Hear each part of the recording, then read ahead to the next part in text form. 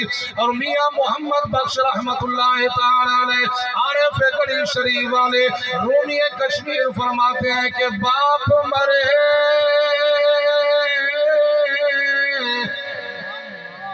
سر ننگا ہودا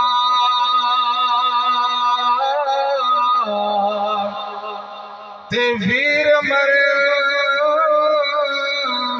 کنڈ خالی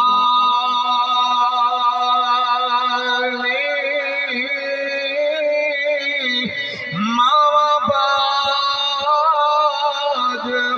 محمد بخشا تے کون کرے رکھوالی تے بھائی بھایا دے یارو در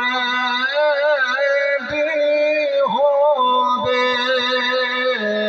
تے بھائی بھایا دیا بہاوا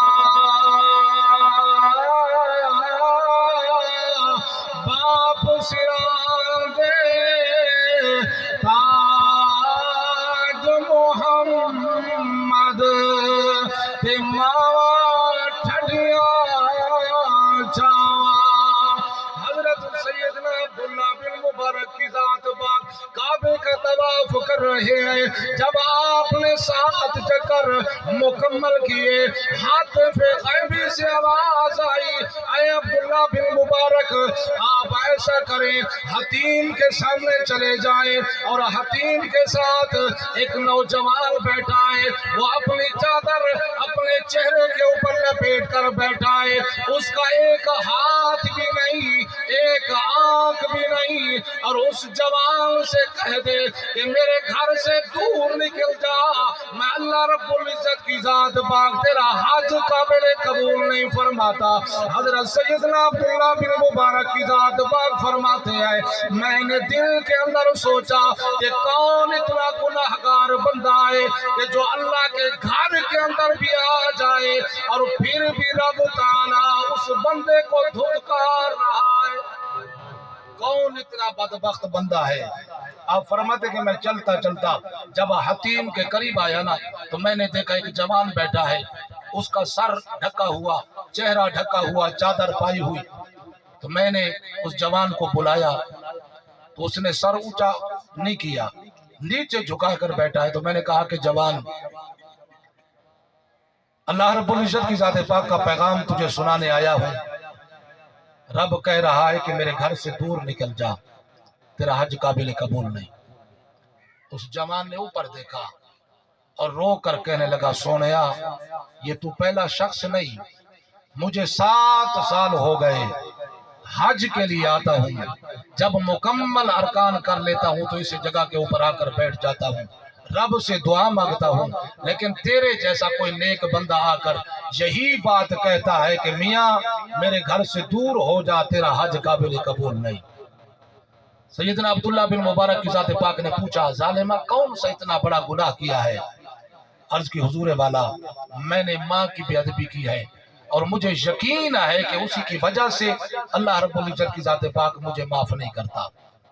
آپ نے پوچھا کیا کیا ہے؟ اس نے عرض کی حضور والا میں نے ماں کو ایک مرتبہ غصے کے اندر آ کر چماٹا مارا منہ کے اوپر لیکن سونا میں بڑا شرمندہ ہو گیا. جس ہاتھ سے میں نے چاٹا مارا تھا نا وہ ہاتھ بھی میں نے اپنے کاٹ دیا ہے اور جس سیٹ کے اوپر میں نے چماٹا مارا وہ آنکھ بھی اپنی میں نے خود نکال دی ہے کہ اسی سیٹ کے اوپر میں نے مارا تھا میں نے اپنے آپ کو تکلیف دے دی لیکن پھر بھی رب نے مجھے معاف نہیں کیا.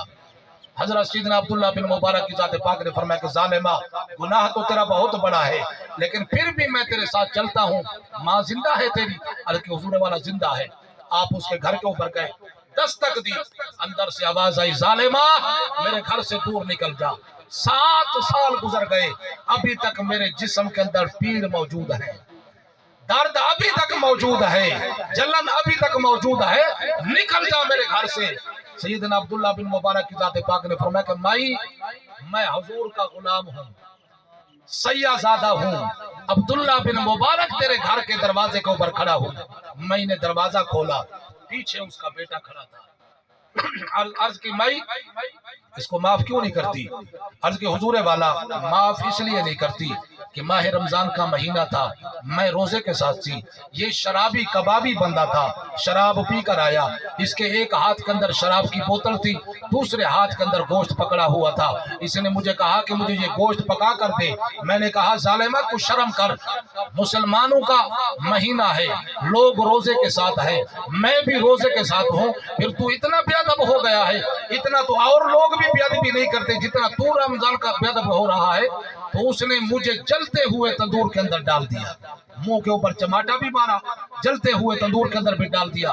حضرت سیدنا عبداللہ بن مبارک کی ذات پاک نے فرمایا کہ مائی یہ بہت شرمندہ ہے، جس ہاتھ کے ساتھ اس نے چاٹ ماری نہ تجھے، وہ ہاتھ بھی کاٹ دیا ہے، اور جس آنکھ کی طرف سے مارا تھا وہ آنکھ بھی اپنی نکال دی ہے، اس لیے اسے معاف کر دے۔ پھر ماں کی ممتا تھی نا، ماں کا دل تھا، تڑپ اٹھا جب اس نے سنا کہ بیٹے نے ہاتھ بھی کاٹ دیا، آنکھ بھی اپنی نکال لی، تو اس نے کہا کہ عبداللہ بن مبارک میں نے اسے اس جہان بھی معاف کر دیا ہے، اگلے جہان بھی معاف کر دیا ہے۔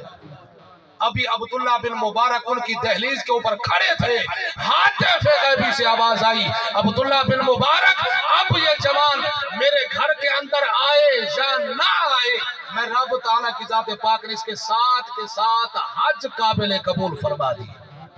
حضرت محترم والدین کا ادب قرآن مجید فرقان حمید کے اندر بیان کیا گیا۔ اللہ کے حبیب علیہ السلام کی ذات مبارکہ نے والدین کا ادب کر کے دکھایا، اور حضور صلی اللہ علیہ وآلہ وسلم کی ذات پاک نے فرمایا کہ لوگوں اگر چاہتے ہو کہ دنیا کے اندر کامیابی ہو، قبر کے اندر بھی کامیاب ہو جائیں، میدان محشر کے اندر بھی کامیاب ہو جائیں، تو اپنے والدین کا ادب کرو، والدین کے ساتھ احسان کرو، رب تعالیٰ کی ذات پاک دنیا بھی سنوار دے گا، آخرت بھی سنوار دے گا۔ وما علیہ الا البلاغ۔